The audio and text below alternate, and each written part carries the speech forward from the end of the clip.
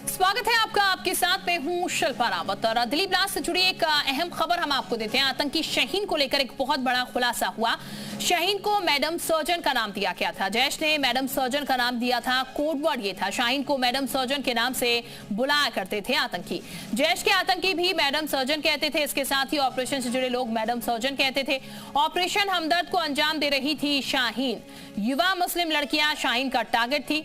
महिला से हमदर्दी दिखाती थी शाहीन। हमदर्दी से महिलाओं को जिहादी बनाना चाहती थी।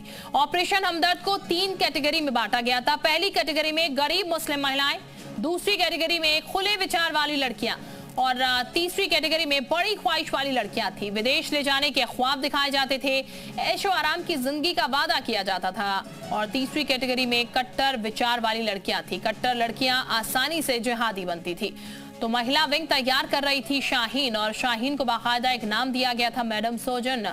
जैश भी मैडम सर्जन कहकर बुलाता था। एक कोड वर्ड था शाहीन के लिए जो कि इस्तेमाल किया जाता था और बाकायदा 3 कैटेगरीज जो है वो डिवाइड की गई थी। यहाँ पर जांच एजेंसी के जांच में बड़ा खुलासा हुआ है।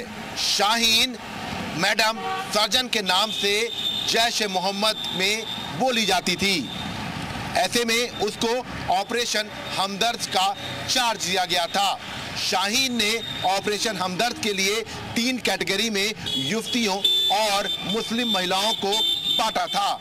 इसके जरिए वो उन तमाम महिलाओं और युवतियों का ब्रेन वॉश करने की तैयारी में थी और इसके जरिए अपनी मुस्लिम महिलाओं की आतंकी फौज तैयार करती। क्या नाम है? देशा सिंह था, विशाल रघुवंशी, जी मीडिया। और विशाल इस वक्त हमारे साथ ज्यादा जानकारी के साथ जुड़ चुके हैं। विशाल, कड़ी दर कड़ी कुछ चीजें सामने निकल के आ रही हैं और ये पता चल रहा है कि कैसे पूरी प्लानिंग की गई थी और कैसे एक महिला विंग तैयार करने की कोशिश की गई थी। कैटेगरीज बाकायदा डिवाइड कर दी गई थी और कोड वर्ड का इस्तेमाल किया जाता था।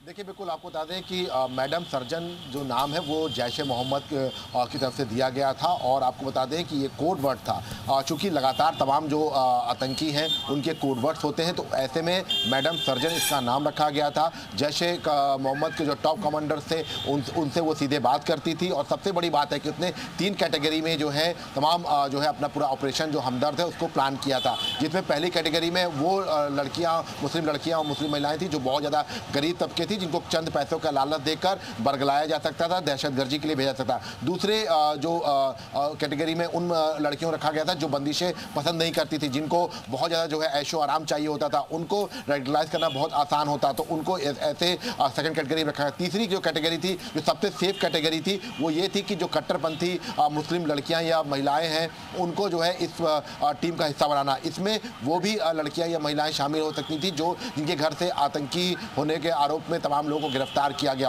तो ऐसे में उनका भी डिटेक्टाइज होना बहुत आराम से हो जाता। तो इन सब चीज़ों को लेकर फिलहाल शाहीन काम कर रही थी। ऑपरेशन हमदर्द की पूरी जिम्मेदारी इसको दी गई थी। बाकायदा टीम डी की लीडर ये थी और ये टीम डी था, ये सीधे जैश ए मोहम्मद के संपर्क में था। तो ये कह सकते हैं कि मैडम सर्जन के नाम से शाहीन जो है वो जानी जाती थी।